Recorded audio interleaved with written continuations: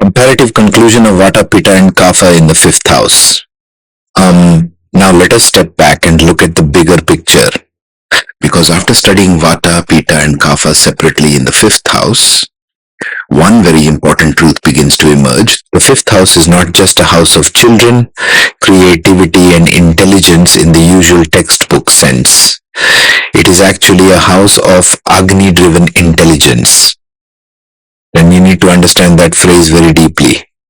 The fifth house is where digestion and intelligence mirror one another. It is where the body digests food, but the mind also digests experience. It is where metabolism processes nutrition, but memory processes meaning. It is where hormones regulate biological creation and the mind regulates creative expression. So when this house is disturbed, the disturbance is never only physical. And it is never only mental, it moves across the whole chain. That is why this slide gives such an important structural insight. Physical imbalance leads to metabolic change. Metabolic change leads to hormonal shift. Hormonal shift leads to mental pattern change. And mental pattern change affects emotional expression.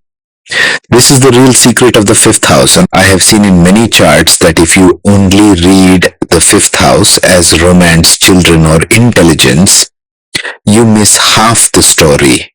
And if you only read it as stomach or liver, you also miss half the story. The fifth house must be understood as a single integrated field, where digestion, memory, hormones, creativity and emotional tone all influence each other. Now let us compare the three doshas from that perspective. Vata in the fifth house. When Vata increases, the system loses rhythm. Digestion becomes irregular, memory becomes forgetful or unstable, hormones become fluctuating, emotion becomes anxious or ungrounded. So the essential problem with Vata is not simply weakness, it is instability. The person cannot rely on smooth continuity. The fire flickers, processing becomes inconsistent. One day things move, another day they stall, one phase is clear, another phase becomes scattered. So if I were to summarize Vata in one line, I would say Vata disturbs the rhythm of the fifth house. And once rhythm is disturbed, digestion, memory, creativity and hormones all begin to behave unpredictably. Pitta in the fifth house. Now when Pitta increases, the problem is completely different. Digestion becomes hyperacidic or overheated. Memory becomes sharp. Hormones become intense. Emotion becomes competitive, reactive or fiery. So here the issue is not irregularity. The issue is over-intensification. Pitta does not weaken the system first. It pushes it too hard. It heats digestion, sharpens intellect, intensifies ambition and increases emotional pressure. The person may actually become more driven, more intelligent, more focused, more productive. But the price is heat, irritability, inflammation, and excessive performance pressure. So if I were to summarize Pitta in one line, I would say Pitta overheats the intelligence fire of the fifth house. And once that happens, brilliance can become burning. Kapha in the fifth house. And then we come to Kapha. Here digestion becomes sluggish, memory becomes stable but slow, hormones become heavy or dampened, emotion becomes attached. So Kapha does not flicker like Vata and it does not burn like Pitta. It slows, thickens and holds. The processing field becomes dense. The person may remember deeply but move slowly. They may love steadily but cling. They may digest but not efficiently. They may create but resist change. So if I were to summarize Kapha in one line, I would say Kapha dampens the transformative fire of the fifth house. And once the fire is dampened, transformation becomes accumulation. Now can you appreciate what this comparison reveals? The same fifth house responds in three fundamentally different ways depending on the doshic pattern. Vata makes it erratic. Pitta makes it excessive. Kapha makes it heavy. That is the comparative wisdom. And this is why a real astrologer cannot just say, the fifth house is afflicted. That is too vague. You must ask, is the disturbance a matter of rhythm? Then think Vata. Is the disturbance a matter of heat and overdrive? Then think Pitta. Is the disturbance a matter of slowing and accumulation, then think Kapha. That is how the chart starts becoming alive. Now let us go to the line I find most important in this whole slide. The fifth house imbalance is never just digestive. This is absolutely true, because once the fifth house goes out of balance, the change is simultaneous. Digestion changes, metabolism changes, hormones change, memory changes, creativity changes, romance changes, emotional tone changes. That is why the slide says it becomes intellectual, creative, romantic, and hormonal simultaneously.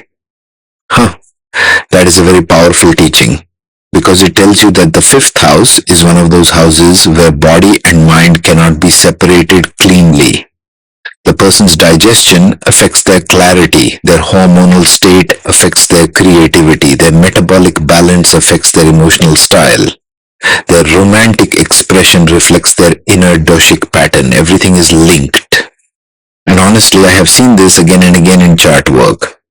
A person comes saying they have digestive issues, but when you look deeper, their memory is also affected, their mood is also affected, their creativity is also affected, and their romantic tone is also affected. Another person comes with emotional frustration, but behind it there is liver heat, hormonal intensity, and fifth house Pitta.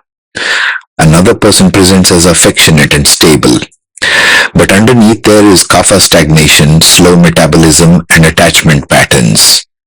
Another person seems mentally scattered, and behind that is Vata disturbing both digestion and memory at the same time. So the fifth house must always be read as a continuum, not as isolated compartments. That is the deeper structural insight. And once you see this, then the final conclusion becomes very simple. The fifth house is the Agni house of intelligence. So whatever happens to the fire here will shape not only digestion, but also memory, hormones, creativity, romance, and emotional expression. If Vata touches the fire, it flickers. Pitta touches the fire, it blazes.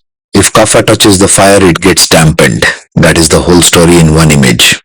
So as a concluding teaching for students, I would say this. When you judge the fifth house, do not stop at children, speculation, or academic intelligence. Look deeper. Ask, how is the person digesting life? How are they converting experience into memory? How are they turning feeling into creativity? How are hormones affecting expression? How is emotional tone linked to metabolic tone? And most importantly, ask what has happened to the Agni of the fifth house, because once you answer that, the rest of the interpretation begins to fall into place. So the final summary is this. Vata disturbs rhythm and creates irregularity. Pitta overheats transformation and creates intensity.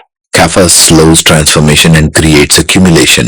And therefore, the fifth house is never only about digestion, never only about memory, never only about romance, and never only about hormones. It is all of these together, and that is why the fifth house is one of the most intelligent houses in the chart.